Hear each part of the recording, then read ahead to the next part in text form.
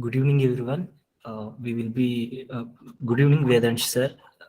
We will be starting in 2-3 minutes because many participants are yet to join. Certainly, sir, no issues as it pleases you. Sir, your voice is not audible, sir. Hello, Yes, sir. is it audible now? Yes, sir. Better, sir. Perfect. Thank you so much. Okay, sir. Thanks. We will start in 2-3 minutes. All right, okay, no issues.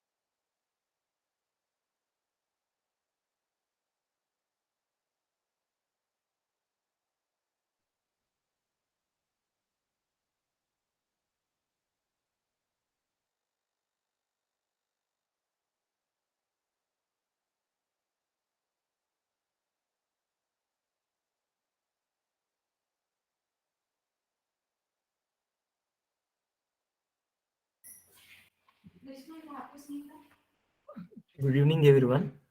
Myself, Krishna Shekhar Sharma, Research Scholar, Department of Law.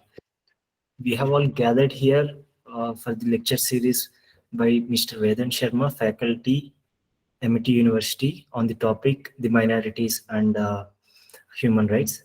So among us, Dr. Basuraj Kubukadi sir, Associate Professor, Head of the Department of Law is here, and Dr. Anand Chinchure, IQAC Coordinator, Department of Law, Central University of Karnataka are there. So I request Ms. Ritika Sahu, LLM first year student, Department of Law, to introduce formally our resource person today. Ms. Ritika Sahu. Thank you so much, sir. Good evening to one and all present here. Today, we all have gathered here to celebrate this human rights lecture series. I, Ritika Sahu, student of LLM first year, Department of Law, School of Legal Jurisprudence Studies, Central University of Karnataka. I am highly honored and feel privileged to have been given this opportunity to address our chief guest and speaker for today, Mr. Vedansh Sharma, sir. Sir is a visiting faculty at Jai Narayan Vyas University, Jodhpur, and Amity University, Chhattisgarh. He has served as assistant professor of law at Amity University, Rajasthan. He has been an avid debater with participation in more than 150 debates and has published papers in reputed national and international journals. Currently, he is a research scholar at Sardar Patel University of Police, Security and Criminal Justice, Jodhpur. I welcome you here, sir. Thank you so much. Thank you so much, Ritika. I believe I'm audible, everyone. Yes, sir. Sir, no, sir. Yes, no, I heard both the responses. Hello. Yes, sir. It is better now, sir. All right, perfect. Yeah, no issues. Yeah, so at the very onset, allow me to thank a few people who have actually ensured that I'm here. Dr. Basavaraj Kubagadi sir, Dr. Anant, Dr. Renuka ma'am, as and my former student and a dear friend Ragini Rajbhai, who has invited me for this. Mm, the topic that I have been provided to speak on is minority and human rights. Now, as far as the discussion or the flow of discussion is expected out from me, the basic I have devised this particular discussion in four parts. In the first one, we'll be talking about human rights and religion. In the second part, we'll be talking about what actually is a minority and what are the issues associated with it. The third part will deal with the international position on minorities and human rights. And the last will be simply about the Indian Constitution and the minority rights that are enshrined in our Constitution as such. Now, firstly, the point is I have a very significant limitation while I'll be talking about the first part. That is, I'll be majorly considering or restricting myself to the Hindu scriptures. I do agree and I do consider it a fallacy on my part as to I couldn't cover the other religions.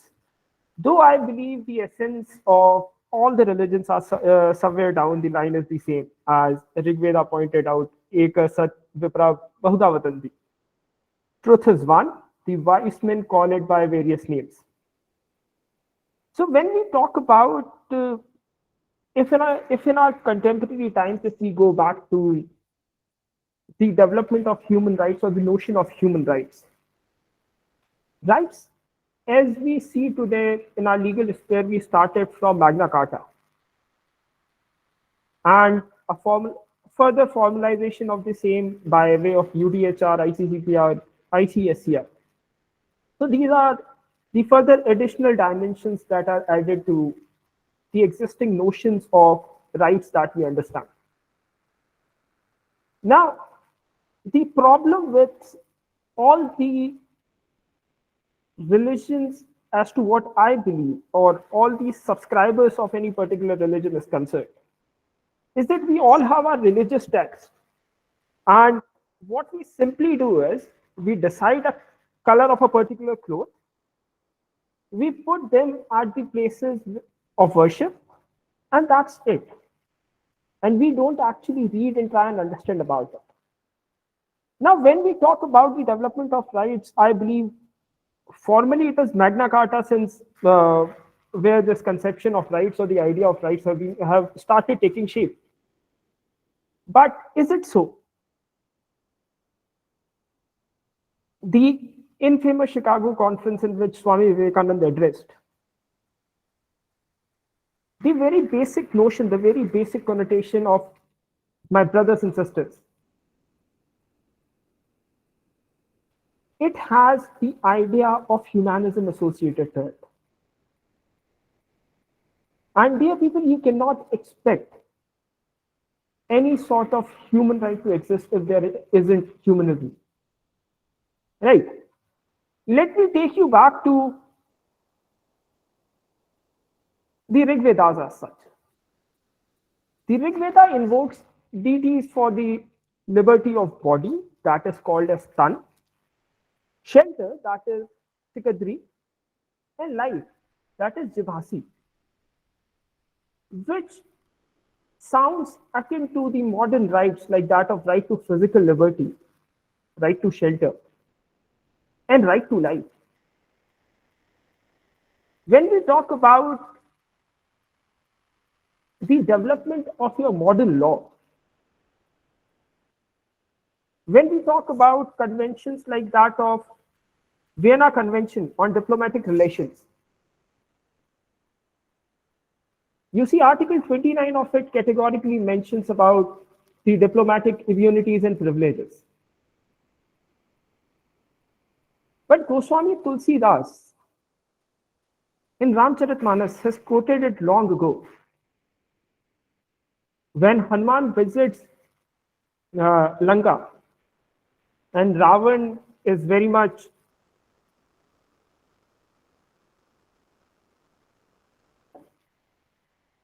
so he got very much frustrated and he orders his soldiers to kill Hanuman.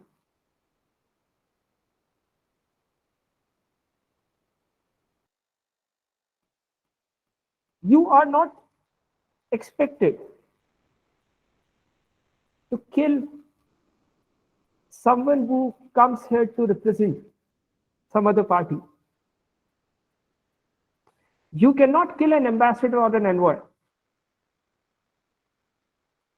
which today is your Article 29 of the Vienna Convention on Diplomatic Relations, 1960.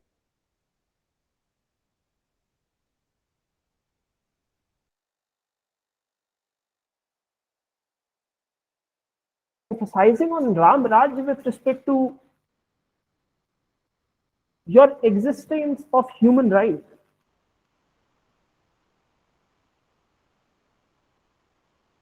दैहिक दैविक भौतिक तापा राम राज नहीं काहू व्यापा. So this is an ideal politics where policies are to be adopted in a manner where citizens are favored and in any kind of hatred amongst them.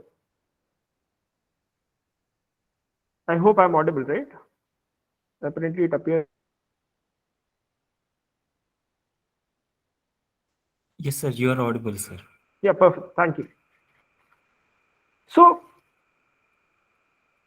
the idea of Ram Rajya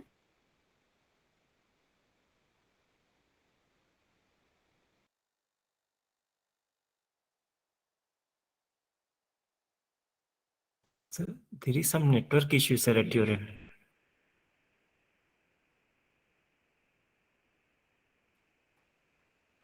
Hello. Yes, sir, your video and audio is freezing in between. All right, give me a minute, please. I'll see to it. Yeah.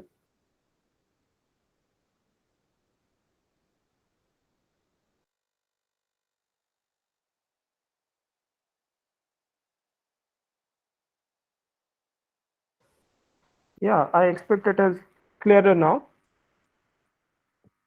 Yes, sir. Yeah, perfect. Thank you. So we were talking about Guru Nanak Ji when he talks about Sarvata Bhala.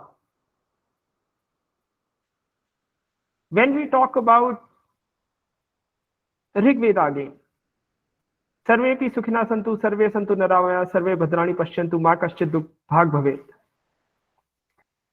This is the idea that has actually led to the development of the state, the duties of the king, the duties of the ruler, the duties of individuals. And thus, when you put duties on the state, the state is bound to give you rights. That is the basic social contract theory. In Arthashastra, Chanakya has put down obligations on the king to ensure that the rights of all his subjects are protected. Praja sukhe sukham rajna, prajanam cha hita hitam, natma priyam hitam rajan, prajanam tu priyam hitam. So, in the happiness of the subjects lies the happiness of the king. In their welfare, his welfare.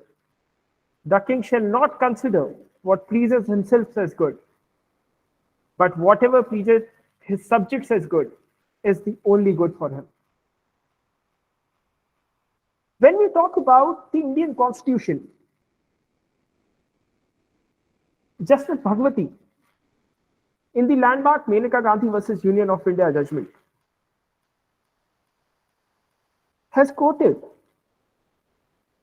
that these fundamental rights, which are enshrined in our constitution,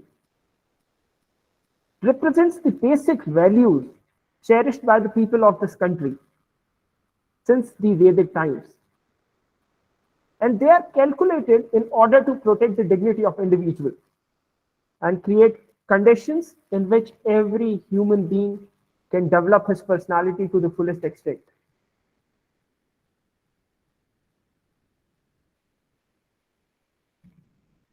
Baba Nanak has talked about Rao Rang Jai Ke Ek Samana, that there is no difference between the rights that are enjoyed by the king or by a person who is a subject or disciple. एक नूर ते सब जग उपजा कौ भले कौ मंदे. We all are here from one divine light. And that's why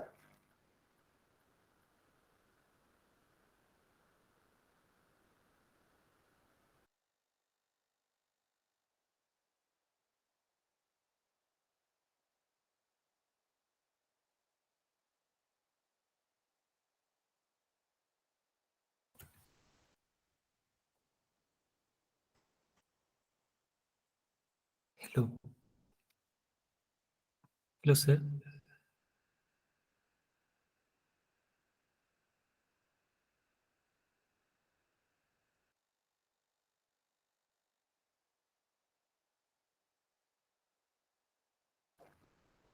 has written Kabir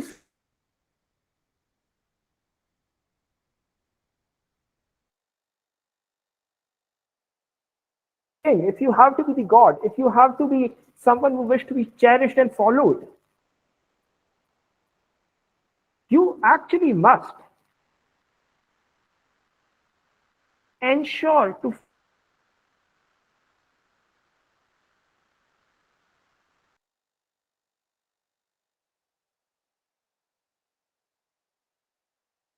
the pain of the people. You do not deserve, you should not have any right to rule. So that is the basic idea. That is actually from where we have developed the conception or the notion of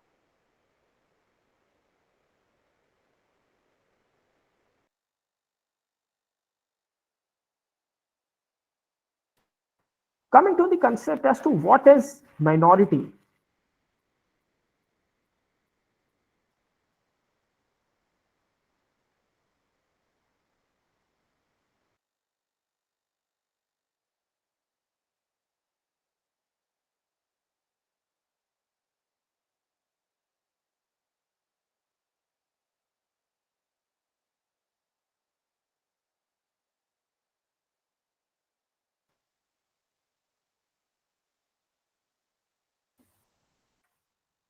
Excuse me, sir.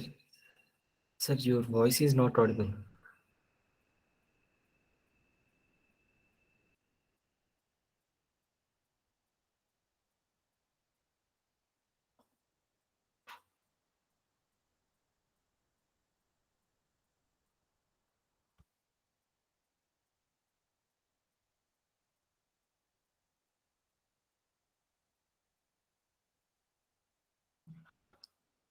Hello.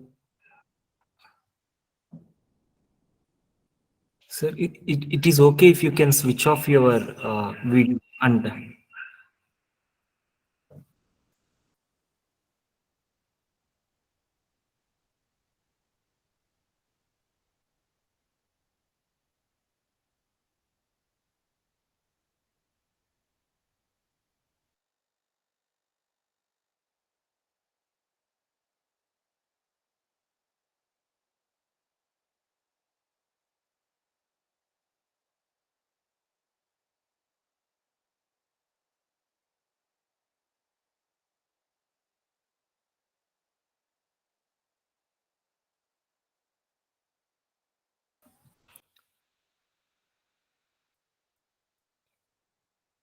Mr. Vedansh will be joining us shortly. Due to some power connect disruption, his internet got disconnected. He will be joining us shortly. Thank you.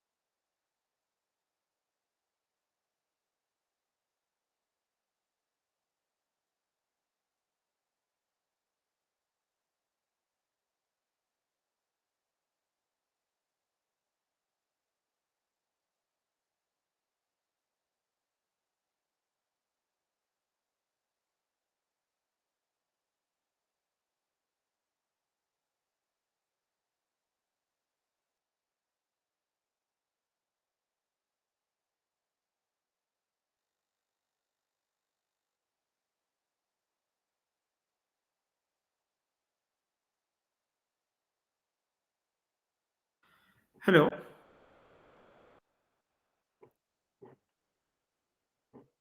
Hello. Am I audible? Yes, sir. Yes, sir. You're Yes, audible, sir. sir. Please go ahead. Yes, sir. Yes, sir. Abhishek, You are audible. it will be better if you switch off your video. Yes, sir. I just did that. Actually, it apparently appears like there's a power cut here. So Yes, my sir. humblest apologies for that. No, sister. Please proceed. Yes. Yeah. So the last, I believe, we started discussing about what minorities are or how the UN has defined minorities. Yes, Krishna, I believe that I have covered, right?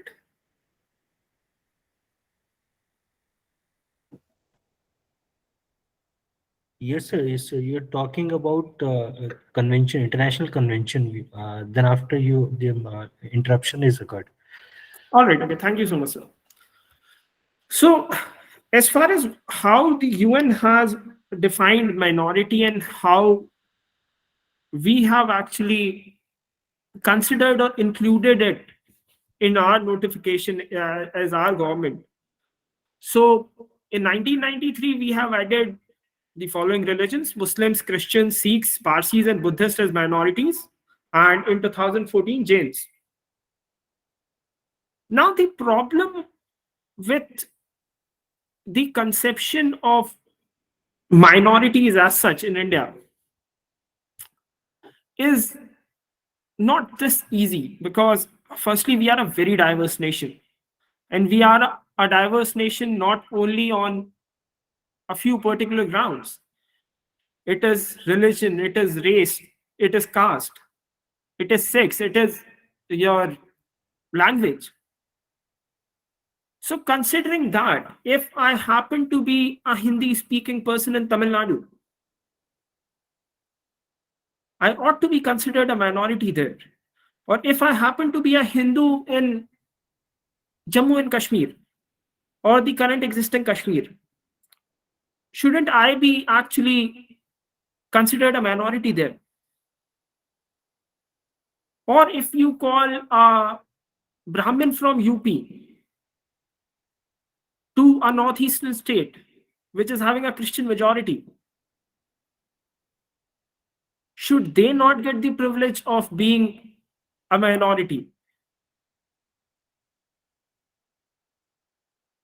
Therefore, these are some important questions which demand certain answers at the end of the government. Because the problem as such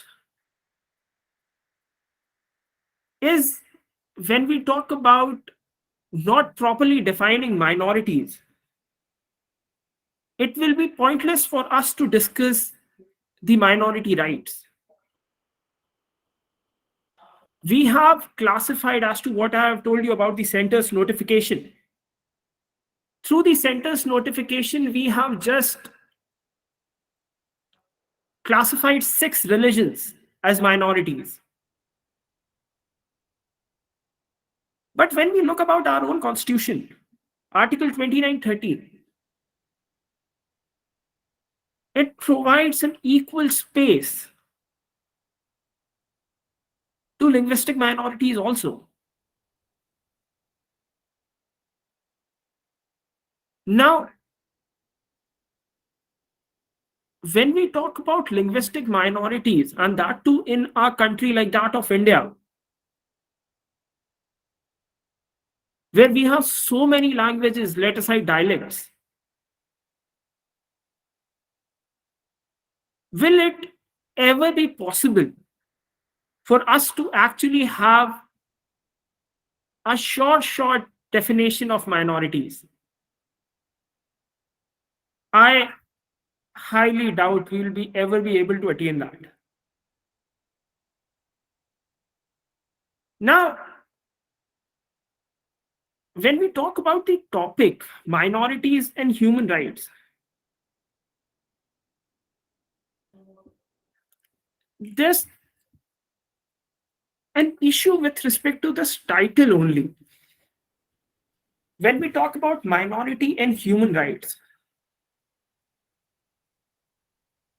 because human rights are the basic rights that you get by virtue of being a human, irrespective of the fact whether you are a minority or not. If you are a human, that qualifies enough to get human rights. But subsequent to it, if we go in further details as to what your ICCPR states or your UDHR states, it asks the state to ensure that there shouldn't be any sort of discrimination. And when we talk about minorities getting the rights, the basic idea or the basic conception behind this entire thought as to why minority rights are required specifically, other than your human rights, or let's call it fundamental rights too. Why do we specifically require minority rights in a flourishing democracy like ours? The answer is not actually that simple. We need to delve into it. As when we talk about, it is also the Gandhian thought, and that's what Baba Bhimrao Ambedkar has even talked about.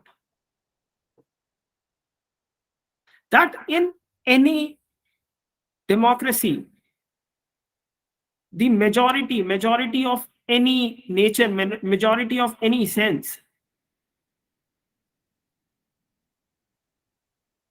will have an upper hand always.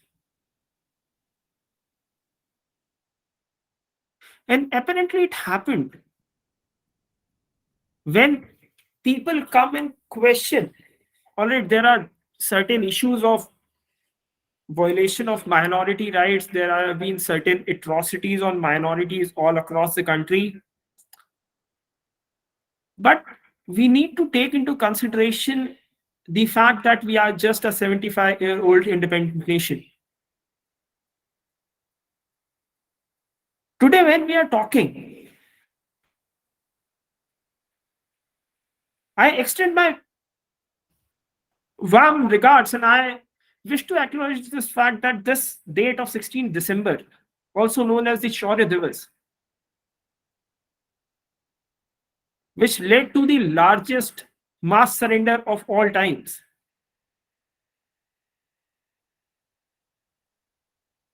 There were two nations who got independence at the same time. We see the status of minorities in Pakistan, and we see the status of minorities in India. I'm not saying that everything is good, everything is going hunky dory. That's not what I'm claiming. I know there are issues.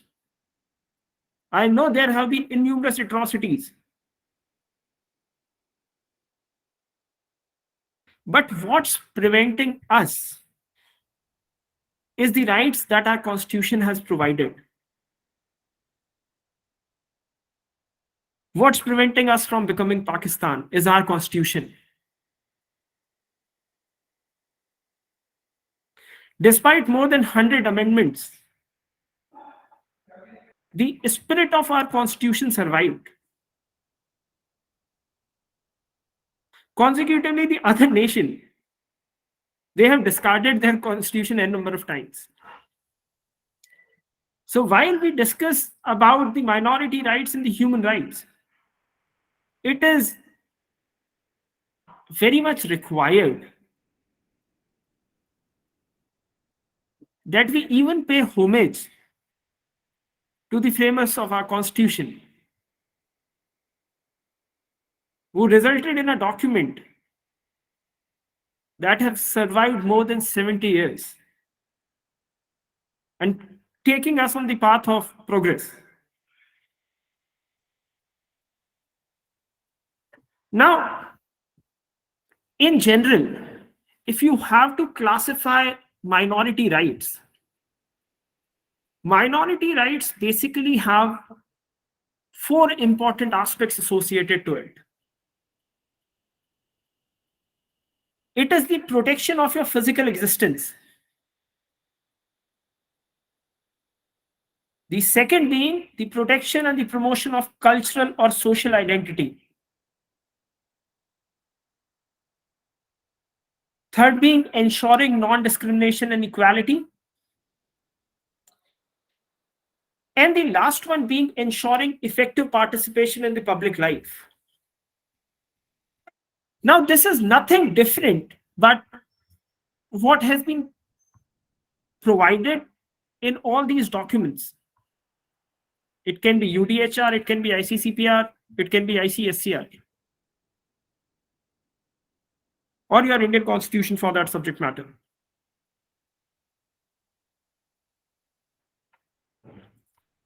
Pakistan is a classic example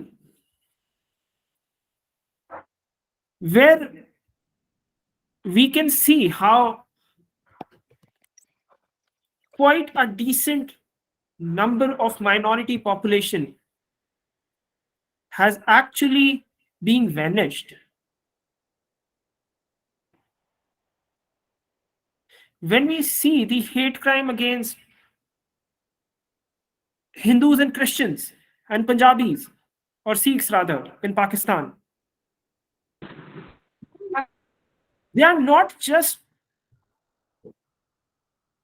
bringing a threat to the physical existence of person XYZ,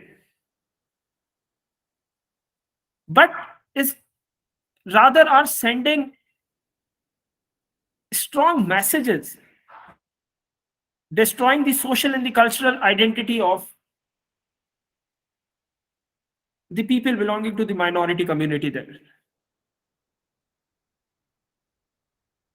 Fortunately enough, we haven't seen such things happening in India.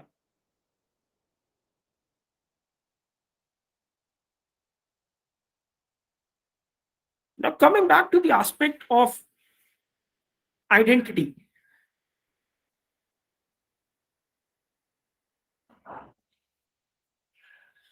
you have all the rights to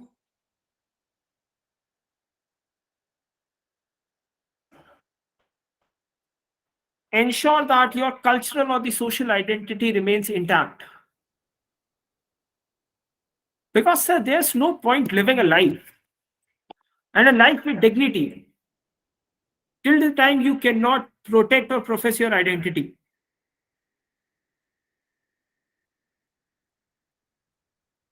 The identity is not only restricted to your name or to the group you belong to, but it has larger implications. It also talks about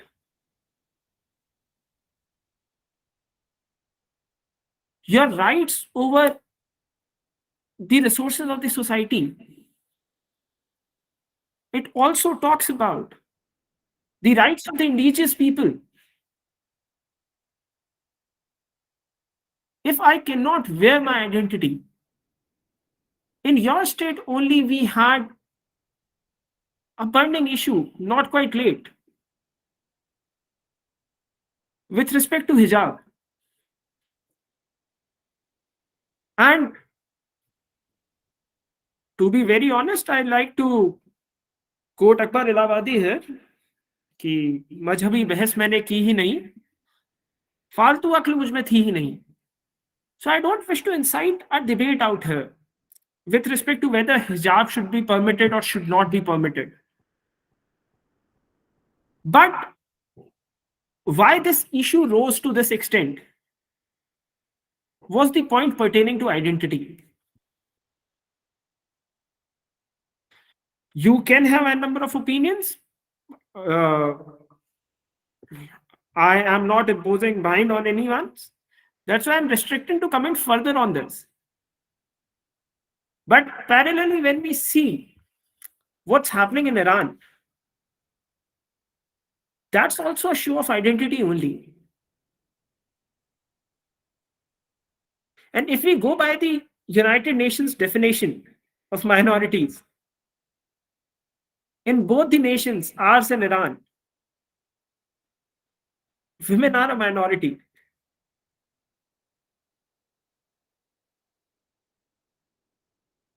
Though they might not have the social or the cultural aspect attached to them. But the basic definition will compel you to consider them as a minority. And that's the one amongst the most important reason why your constitution provides the state, or rather compels the state, to promote the welfare of women and child. Because when we talk about the issue with respect to minorities, is their ability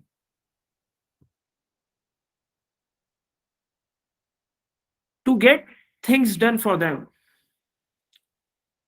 to ensure those in power, they listen to them. So that's one amongst the most important aspects with respect to minorities that I wanted to discuss. Subsequent to it, while we talk about the various international instruments which talk about minority rights, your Article 27 of ICCPR, Article 30 of the Convention on Right of Child, your United Nations Declaration on the Rights of Person belonging to national or ethnic, religious, and linguistic minorities, the Minority Declaration of 1992, your Union Against Discrimination in Education, your 169th ILO Convention concerning indigenous and tribal peoples in independent countries, the UN Declaration on Right of Indigenous People. You have innumerous aspects associated or innumerous legislations. And when we talk about a United Nations General Assembly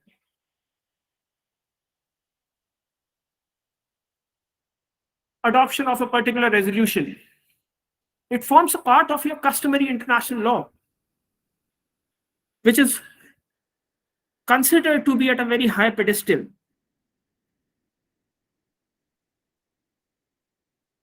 Now, one thing that I skipped while talking about minorities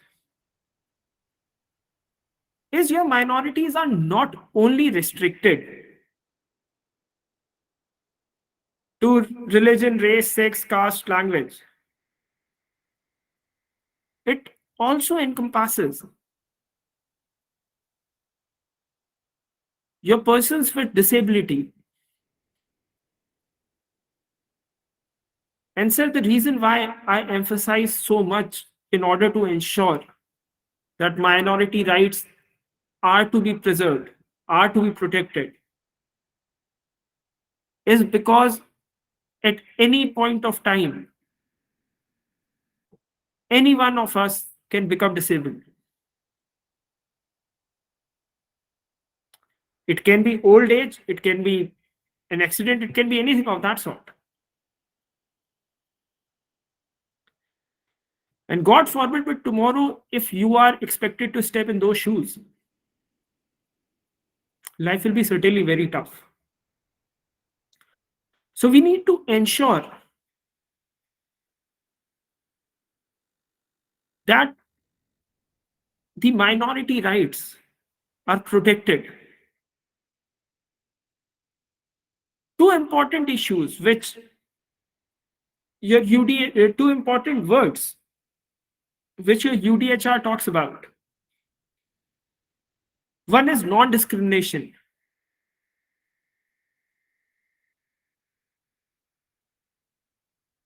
And the second one is intolerance.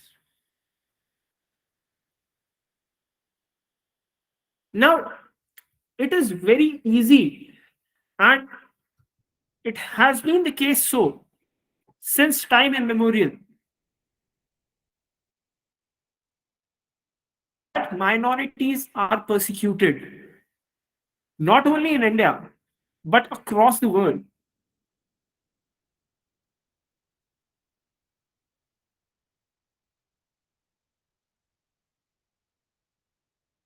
Martin Luther King's movement, it didn't happen in India. It was in the United States.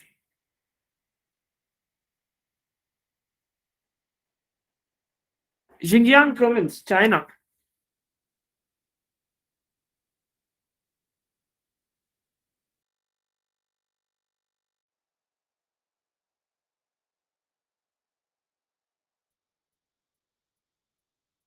So this is happening all across the world. And that's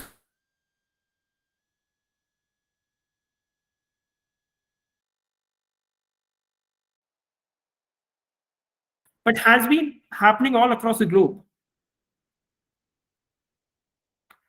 Despite these many legislations which compel these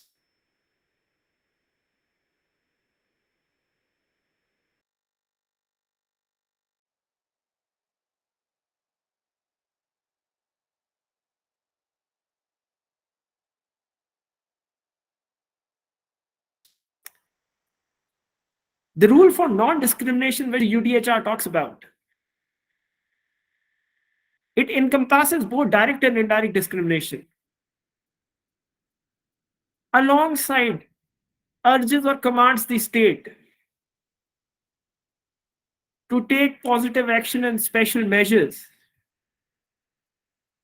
in order to protect the equality and dignity of life to the minority classes.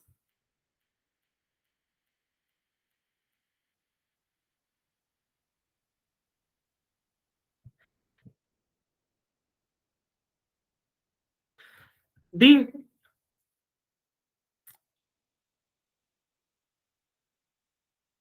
definition of minorities, when we talk about the definition provided by John Pecker, an association of persons seeking a specified end which differs from that sought by the numerical majority.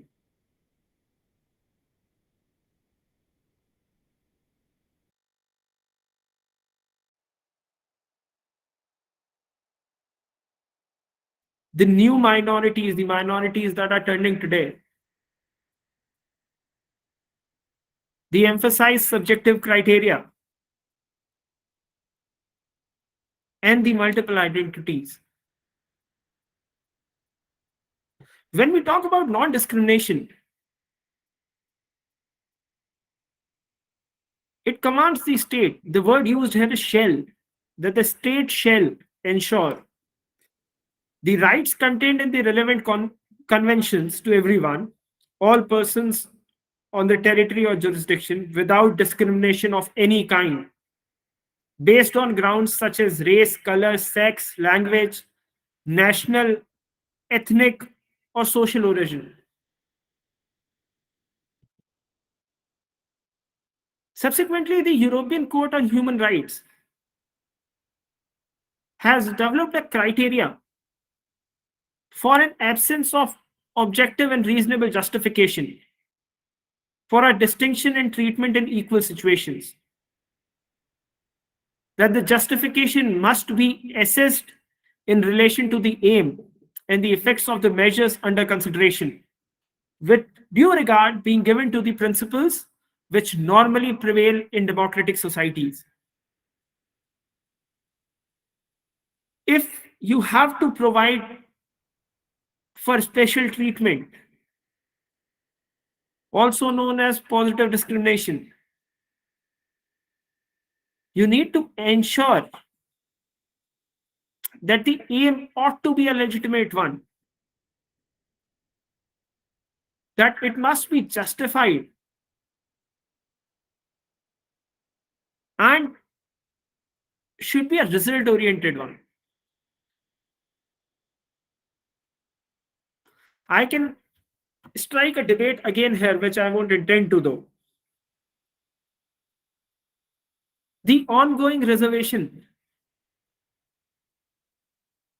states have reached to 75% seats reserved in educational institutions, public employments, and everywhere.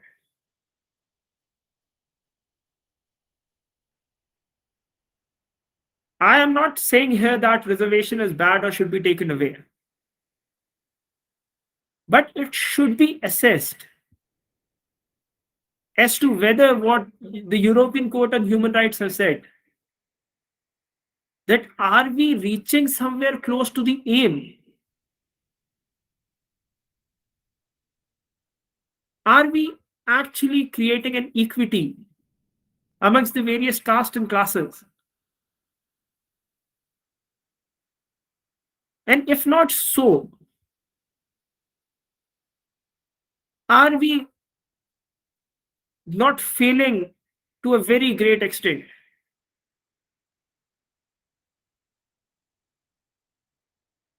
the Gandhian formula of making a decision in public life. कतार में पंक्ति में खड़े आखिरी दरिद्र नारायण को इस फैसले से क्या मिलेगा? क्या उसका उत्थान हो सकता है?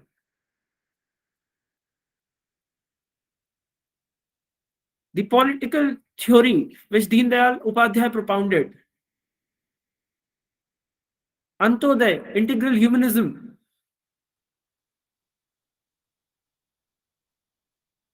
are we here just dragging the issue further without reaching anywhere close to what we aimed, what we wanted, what we aspired?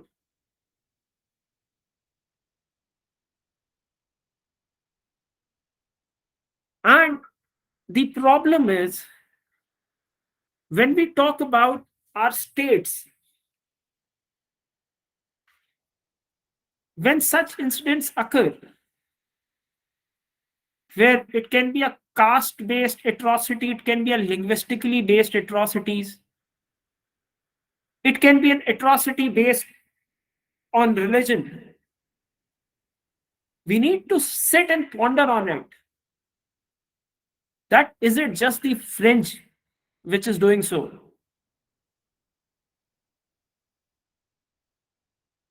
And if it is the fringe only, then what is the state doing that they haven't hinged these fringes?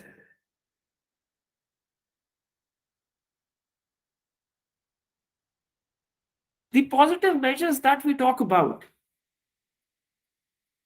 the CCPR's general comment, the principles of equality and non-discrimination requires state to adopt positive measures, sometimes called affirmative actions, in order to diminish or eliminate conditions which cause or help to perpetuate prohibited discrimination. You have a proper convention for the elimination of all forms of racial discrimination, which requires the state to take special and concrete measures to ensure the adequate development and protection of certain racial groups or individuals belonging to them, for the full and equal enjoyment of human rights and fundamental freedoms.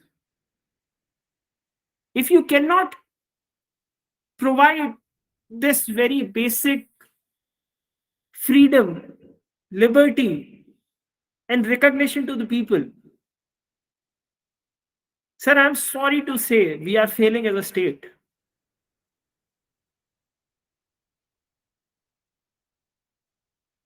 India में हम कितने cases देखते हैं where a person from a particular caste, उसकी बारात निकल रही थी, and eventually जो सो कॉल्ड ऊंची जाति वाले होते हैं उन्हें बुरा लग गया कि एक घोड़े पे बारात कैसे लेके जा रहा है, सो उन्होंने पीट दिया. This is the 21st century we are talking about. In the Amrit Kal, the 75th year of our independence, और हमें ये झेलना पड़ रहा है. This is what we have to see every single day.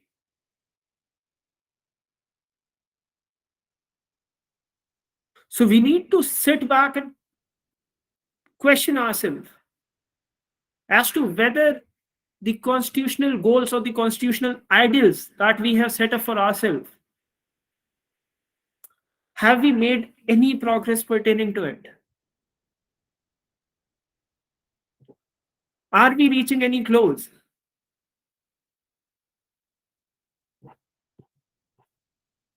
We Indians, now I'll try and talk about the Indian aspect of it. We Indians have a very fantastic problem of giving our own connotations. And this actually isn't a problem though, considering We cannot have the same idea of secularism as the United States, because they have one religion, two religion, three religion at max. They cater to basically one religion only. But at max, if you talk about the population, the indigenous population ain't having many religions to cater to. Or हमारे यहाँ we have our religions, we have sections amongst those religions, we have subsects, and then we have these all the godments around.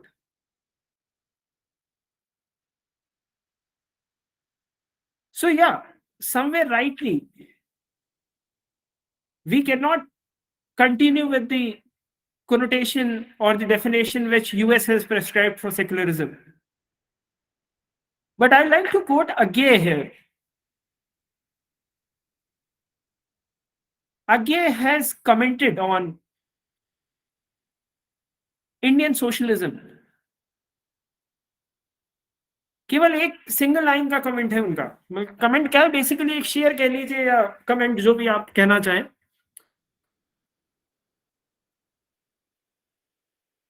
कि हमारे देश का समाजवाद वो बाल्टी है जिसके ऊपर आग लिखा हुआ है, पर उसके अंदर मिट्टी और पानी भरा हुआ.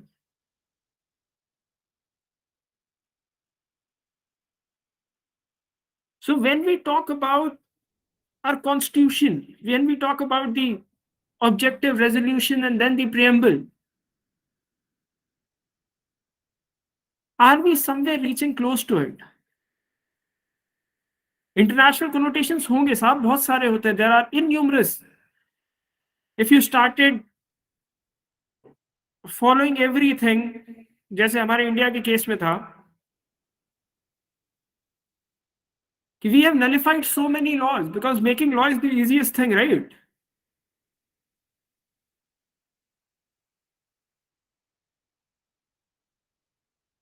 Kumar Vishwas has commented on United Nations कि अमन और शांति के लिए विश्व में बना यूएनओ, इसमें यूएसए का यू है, बाकी सबका नो ही नो. So जब हम when we talk about the basic idea of ICCPR, basic idea of UDHR, it's all good, no issues with that. But what's the point till the time you do not bring all those things on ground?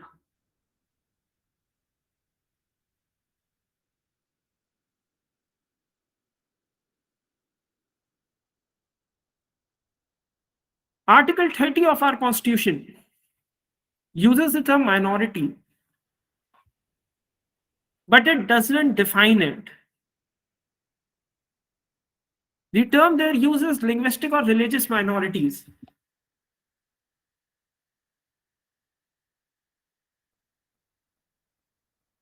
But as I just said, I'm a Hindi speaking guy in Tamil Nadu, or a Kannada speaking person in Jammu and Kashmir, or a Gujarati speaking one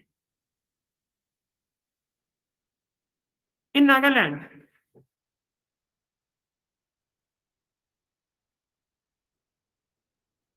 Aren't they linguistic minorities?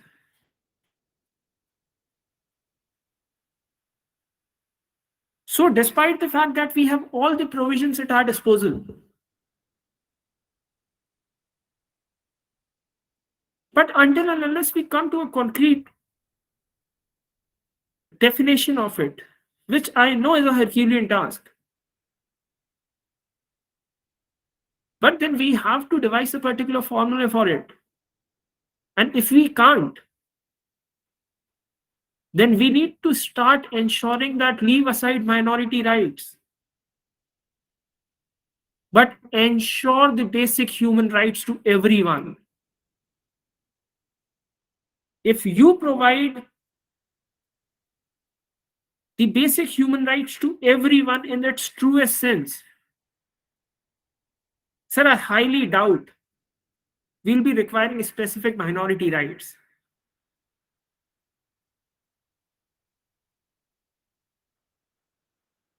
How much time do I have more? Or may I conclude now? Sir, you can continue, sir, if you have to talk. All right. Okay. Yes, Yeah. So like around 5-7 minutes will be way more than sufficient. yes, sir. Sure, sir. All right. Perfect. Yeah. So I was talking about our Indian Constitution as to what it has to talk about.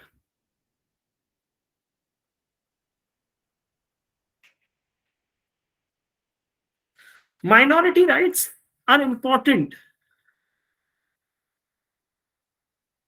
because one, in our democracy, number is the biggest thing. कि जब भी किसी सरकार से सवाल करा जाता है कि साहब आपके राज्य में एट्रोसिटीज बहुत हो रही हैं, people are being troubled, they win the next election and they say people are voting for us.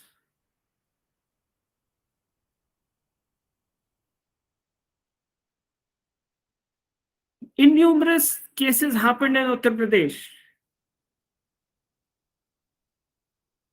and the government returned with humongous majority. My state of Rajasthan,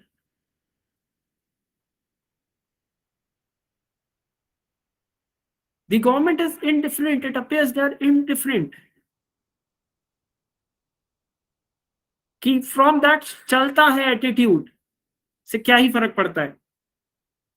We have reached this far now. It is high time that we need to make the government more accountable. That we need to start asking questions.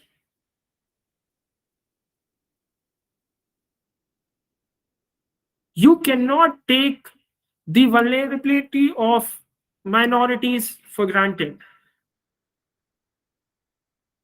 The National Commission of Minorities should have the constitutional structure, should be a part of the constitution now.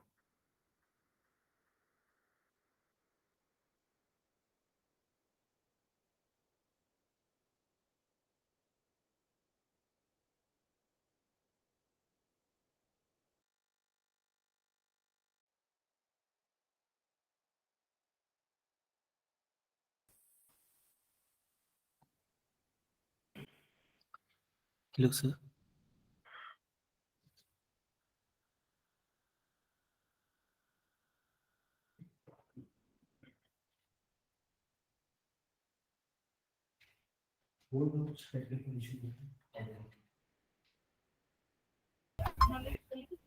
So we can't hear you.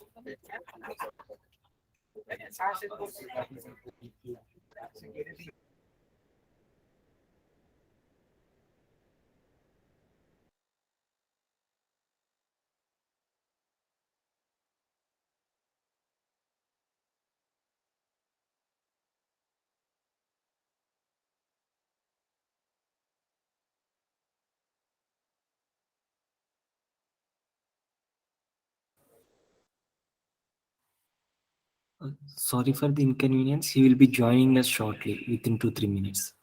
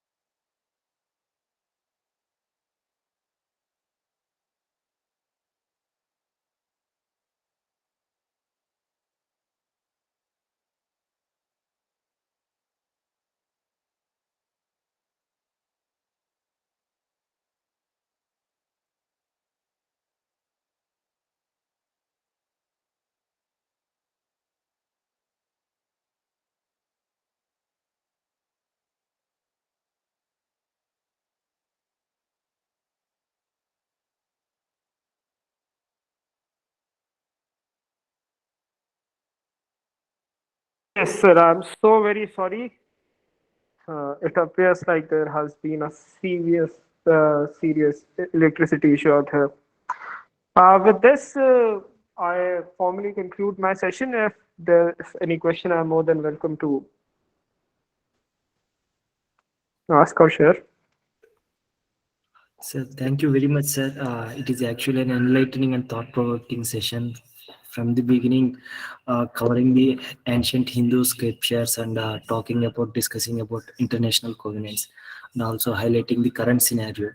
It is truly a very enlightening session, sir. The forum is open for discussions and question and answers.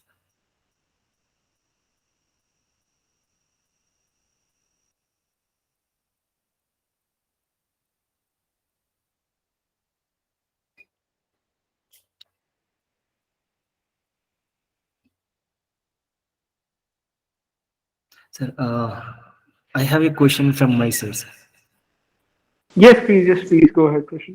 Yes, sir. So, would you say that minority rights and human rights shouldn't be combined, or they should have a uh, demarcation between both of them? In my opinion, you should first ensure human rights. Because if you are ensuring human rights, half of the minority rights are by default provided to the minority. If you provide a human right to someone, he will have his own identity, he will have the right to profess his own culture, he will be able to represent his community and his society furthermore, जिसे हम political representation कहते हैं. So human rights are the very basic thing. That is by virtue of being a human, you are expected to have those rights.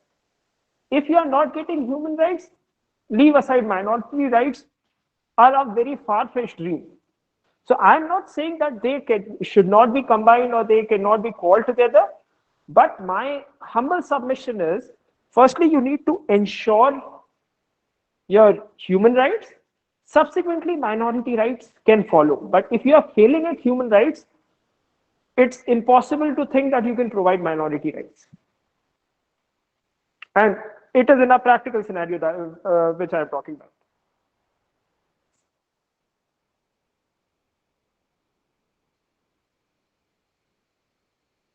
Hello. Yeah, hello. Yes, sir. Sir. This is a question from Mr. Hamid Siddiqui. Yes, sir. Good evening, sir. So, my question is that whether this is not an injustice to the minorities of India for not having a constitutional status, just like the National Commission for Scheduled Castes, backward classes, and what could be the reason behind this for not giving it? So the point is, yes, I talked about it, that there should be, it should be provided a constitutional status and a constitutional backing. The reason for not providing it is just simple plain politics, I believe. I cannot think of anything beyond that because we have for SCs, STs, OBCs too now. So yeah, if it is provided, it will be very good, as a constitutional backing provides you enormous power to deal with the situation at hand. But my point is again that you start from the basics, right? You start defining minorities properly. If I, being a Hindu, go to Punjab, I'll be a religious minority there. If you, being a Muslim, you go to a Christian majority state of probably Mizoram and Nagaland, you'll be a minority there. If I be a Christian in Rajasthan, I'll be a minority there, but not in Nagaland. So, though I am agreeing and I have time and again pointed out that it will be a Herculean task. But the point is, start with the basics, get the basics right first. You can provide a constitutional structure, but without defining who a minority is and why only religious minority. Why are you restricting minorities only to religion? It can be linguistic too, right? Your constitution provides you for linguistic minority. Great. So Our government has come up with a circular. They have provided 6-7 minorities, all based on religion. I like, I cannot understand the reason behind it. If you don't want, mat hi do na. Kisi ko do not provide it to anyone. If it is so getting so difficult for you. But if you are provide properly, at least have a proper definition as to through which you can cater to the demands and the rights categorically. Yeah, I believe that's it from my end. Any more questions? Okay, so now, yes, sir. Mr. Pawan Kumar Sharma has a question for you. Thank you, sir, for such a informative session. I just wanted to ask you, sir, when we talks about minorities among minorities, for example, in India, there are several sects among the Muslims, like Sunni and Shias, and among them also been some demarcated as Dawoodi Bohras. And so, I'm asking that what the perception of Indian law, whether they're talking about minorities overall, or it is some classification among the minorities among minorities. Sir, there has been like there are innumerous subsects as far as Islam goes. अभी India में जैसे Shia Sunni are the two most popular ones. Other than that, you have Barelvis, you have Chishtis, you have talked about Dawoodi Bohras. You have so many other sects which are there. Similarly, if you talk about Hindus, and I'm talking to people who I believe basically majorly hail from Karnataka, your Vokalikas and Lingayats. Hindus हैं, subsects हैं Hindus में, and subsequently you have innumerous discrimination or innumerous differentiation, if not the word discrimination, you have innumerous differentiation in every religion. Six की बात करेंगे, जट सिख हो गए और अलग 2-3 और होते हैं. क्रिश्चियनिटी में भी ये चीज क्रीपन करके गया. तो no religion as such is indifferent to subsects. Now the point is, if you talk about providing rights to minority in minorities, sir, yet again it is a very far-fetched dream because as on date we are not in a position to cater to minorities only. So at least, well, yet again I'll have to say कि at least let's get the basics right. ठीक है कि पहले let's move step by step. मैंने यही कहा ना कि when we talk about reservation as a policy, I'm not commenting whether reservation is good, bad, ugly. No, I have no opinion on that, at least to cater here. But the point is, if it is being pushed to an extent like 75%, 80%, Chhattisgarh, I believe, recently had it to 80 to 83%, if I'm not wrong. वो ये सब चीजें हो रही है और होनी चाहिए. पॉजिटिव डिस्क्रिमिनेशन अच्छी चीज है sir. We always focus on equality, but we completely ignore the concept of equity. So these things should happen, but even after 70 years plus of your constitution, 75th year of your independence, अगर आज भी हमें बढ़ाना पड़ रहा है, if we have to constantly increase it, and it has been to an unbelievable extent now.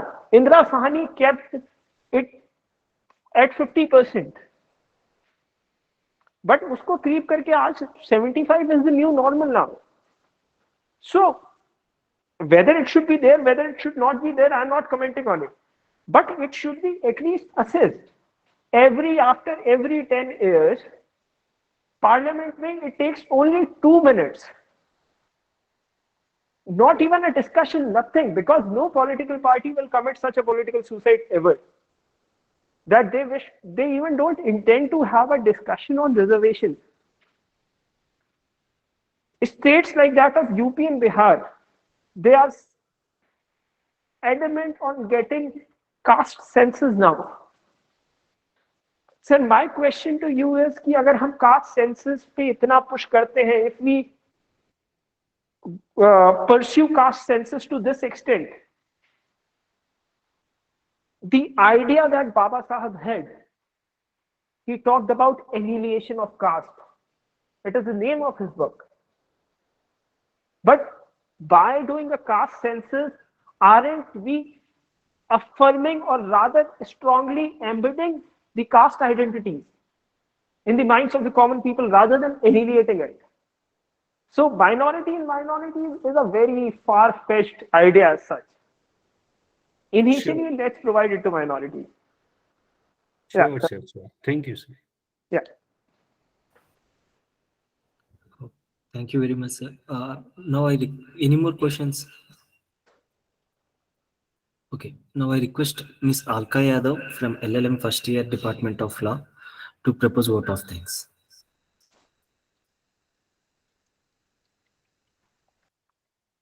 Thank you, sir. First of all, I will. Oh, good evening, everyone. I would like I Alka Yadav, student of. So give me a minute. Take it easy, Alka. Hiccups happen. Oh, sir, it's cool in Delhi, so my leg is frozen right now. Welcome to Delhi then. So I live in Delhi. So let me start. Continue. Good evening, everyone. I Alka Yadav, student of LLM first semester at the Central University of Karnataka. I'm glad to here to express my vote of thanks on behalf of Department of Law, School of Jurisprudence Studies, Central University of Karnataka. First of all, I would like to extend my really hearty vote of thanks to our speaker, Mr. Vedansh Sharma, who spared time from his busiest schedule to grace the occasion. Today, we had an opportunity to hear your thoughts on the minorities and the human rights, and this will surely be going to encourage us in our future events. Thank you, sir, for the dynamic approach on the minorities and the human rights. And speaking about the human rights in Pakistan, issues of Pakistan, Iran, even of Indian minority issues, and I really believe, and you correctly said, sir, that right to life means right to life with dignity, and that right to dignity of every human being. And human right is the basic virtue of a human. And thank you for your uh, presence and your thoughts. And lastly, I would like to thank our HOD sir, Bhaswara sir, IQAC coordinator Dr. Anand sir, and Dr. Renuka ma'am for their guidance and support. Thank you to all the participants for joining us in today's session. Hope the session have provided you all with more information and knowledge. Thank you once again for your kind presence. Thank you so much, everyone. Thank you, Thank you, Dr. sir. Basavaraj sir, Anand sir, Renuka ma'am, Ragini, Krishna for handling the issues out here. And my sincere apologies for the hiccups pertaining to electricity. No, sir. Thank you so much. Thank you. It is our pleasure to host you, sir. It is really enlightening session. We really enjoyed. And thank you, Ms. Alka, for the vote of thanks. Thank you, sir. Thank you everyone for participating. Yeah, thank you, Vedant, sir. Thank Sir, you. Dr. Anand sir is here. He want to. No. Just I'm just conveying my thanks to Professor Vedant for sparing his time and guiding all of us on this very important topic on human rights and minorities. So thank you, Thank you, sir. Thank you, sir. Thanks a lot. I wish to be a professor anytime soon, but not as of now. Thank you. Yeah, it's great to hear you, sir. Thank you. Sir, Thank Dr. Basraj Kubukadi sir is here, Associate Professor, Head of the Department of Law, sir.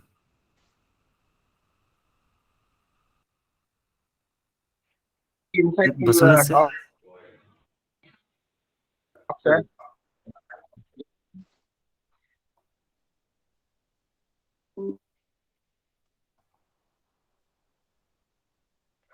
Sir, your voice is not audible.